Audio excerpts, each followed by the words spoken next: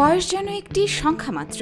বলিউডের অন্যতম প্রভাবশালী অভিনেতা সালমান খান 58 বছর বয়সেও একের পর এক অ্যাকশনধর্মী সিনেমা উপহার দিয়ে তিনি যেন বারবার প্রমাণ করছেন তিনি সত্যিকারের টাইগার। ব্যক্তিজীবনে নানা ঝড়ঝাপটার পাশাপাশি সম্প্রতি হত্যার হুমকি মাথায় নিয়ে তিনি কাজ চালিয়ে যাচ্ছেন।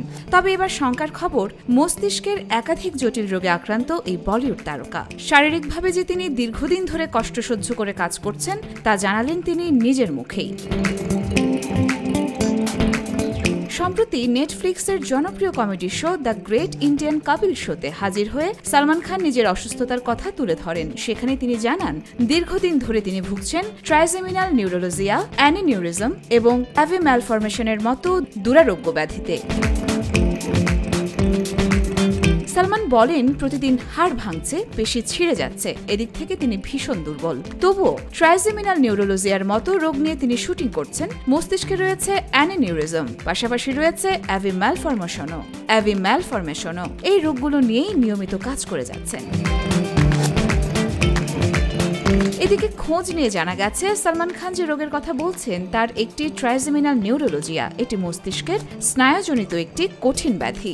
এই রোগে মুখের বিভিন্ন অংশে হঠাৎ তীব্র বিদ্যুৎ চমকানোর মতো ব্যথা হয়। চিকিৎসকেরা একে সুইসাইড ডিজিজ বলেও উল্লেখ করেন, কারণ এই অসহনীয় ব্যথা থেকে মুক্তি পেতে অনেকেই আত্মহত্যার পথ বেছে নেন। অন্যদিকে ব্রেইন অ্যানিউরিজ, মস্তিষ্কে কোনো শিরা বা ধমনী অস্বাভাবিকভাবে ফুলে গেলে তাকে বলা হয় অ্যানিউরিজম। এটি ফেটে গেলে হতে পারে প্রাণঘাতী স্ট্রোক, এমনকি মৃত্যু পর্যন্ত। পাশাপাশি এভি ম্যালফরমেশন রোগের শিরা ও ধমনীর মধ্যে সংযোগ বিভ্রান্তিকরভাবে তৈরি হয়, যার ফলে রক্ত চলাচলের সমস্যা হয় এবং মস্তিষ্কে রক্তক্ষরণ হওয়ার আশঙ্কা থাকে।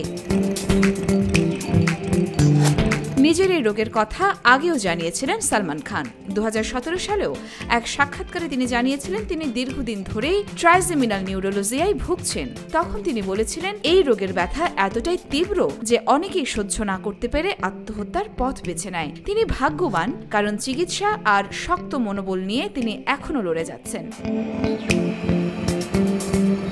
সম্প্রতি জানা গেছে, এই শারীরিক জটিলতার কারণে সালমান খান বেশ কিছু সিনেমার প্রচারণামূলক অনুষ্ঠানে অংশ নিতে পারেননি। এমনকি কিছু সিনেমার শুটিং সময় মতো শুরু না হওয়ার কারণ হিসেবে তার শারীরিক অবস্থা নিয়েও আলোচনা হয়েছে বলিউড মহলে।